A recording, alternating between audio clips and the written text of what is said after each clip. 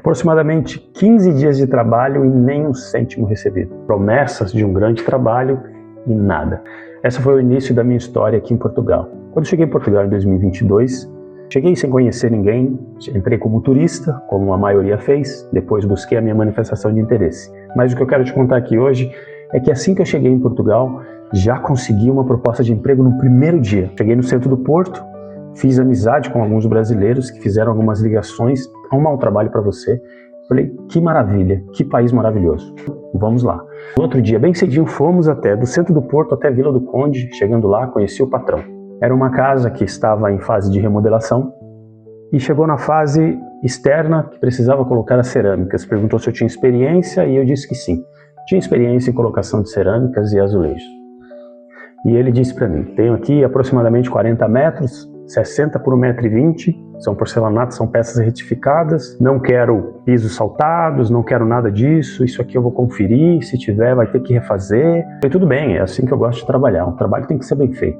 Mas disse para ele, infelizmente eu estou num hostel, aí ele rapidamente fez outras ligações, muito prestativo o patrão, levou-me até uma casa e tinha um quarto para arrendar, na frente do mar, em Vila do Conde, maravilha, aquela vista linda. Um quarto que já havia uma família que morava na parte de baixo e o quarto era na parte de cima. Tinha outra família, o dono morava no fundo com muitas exigências.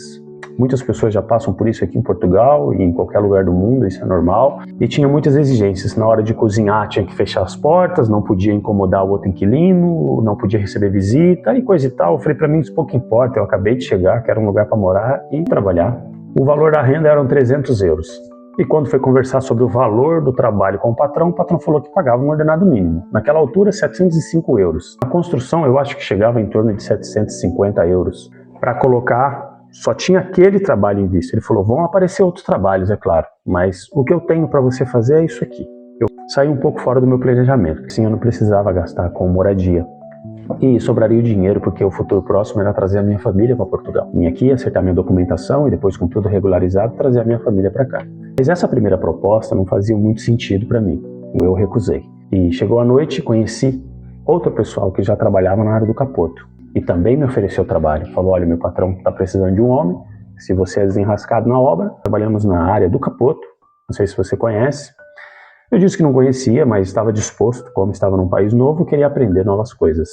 Cheguei, conheci o patrão, conheci o pessoal, fiz ali qualquer coisa para eu comer no outro dia e fui trabalhar. Chegando lá, não tinha trabalho de capoto ainda, era um trabalho na construção civil. Havia um pedreiro em reforma e o pedreiro precisava de algumas ajudas, então nós prestamos serviços ali. Por quê?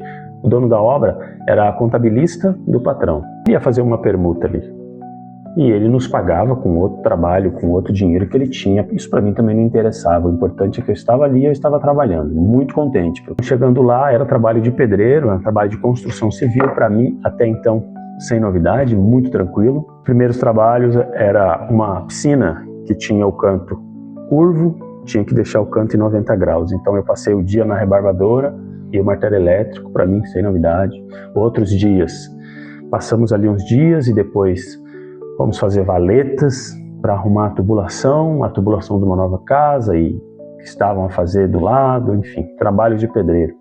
Depois eu até fiz alguma coisa de capoto, que era o polimento, a segunda demão da massa dentro do capoto, depois que aplicar a rede, a segunda demão fazendo polimento para depois vir o acabamento. Então fiz ali aquele uns dias, eram uns dias chuvosos, no mês de fevereiro, mas eu fiz. Trabalhei aproximadamente 15 dias para esse patrão. Nesse período, ele nos deu contrato de trabalho, porque tinha um grande serviço, uma grande obra para executar em Ponte de Lima. Então lá ele ia dar o transporte, ia dar a moradia e me ofereceu 60 euros o dia. Eu falei, ótimo, para mim está muito bom. Vou aprender uma profissão nova, vou morar no alojamento da empresa, vou juntar esse dinheiro, consigo trazer a minha família assim que meu documento estiver tudo ok. O patrão chegou na equipa e disse assim, perdemos o trabalho de Ponte de Lima por falta de alvará de obra. A minha empresa não tem alvará de obra, então nós perdemos lá. Já colocaram outra empresa. E lá ele tinha fechado além do capoto, ele fechou reboco, ele fechou alvenaria, contando com a minha experiência. Então ali ia sair muitos trabalhos. Ficamos muito contentes com as primeiras notícias, mas infelizmente ele perdeu. Eu tenho serviço no Porto, mas eu não posso te dar alojamento aqui no Porto. Ele falou, tem bastante trabalho aqui, mas você vai ter que alugar um quarto. Então ele me fez uma outra proposta. Te pago 1.200 euros, você paga 200 euros num quarto compartilhado, mas a sua alimentação você consegue seguir os seus planos.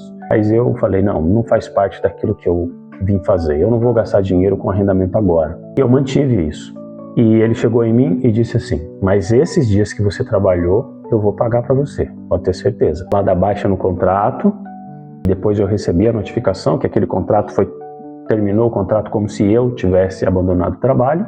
Eu disse para ele que não dava para continuar, que eu não iria continuar. Ele falou, então tá bom, cada um segue a sua vida. Eu falei, tá ótimo. Então eu segui a minha vida no meu próximo passo. Só que até hoje, quase 5 anos depois, eu nunca vi a cor do dinheiro daqueles dias trabalhados. Eu sei que não fui o primeiro e também não vou ser o último de chegar num local, ou até mesmo no seu país, de trabalhar, dar o sangue e não receber.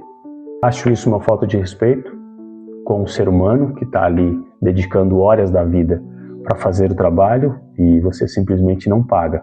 Se você não tem o dinheiro naquele momento para pagar, tudo bem, mas honra com seus compromissos. No futuro próximo, assim que você tiver o dinheiro, vá lá e pague.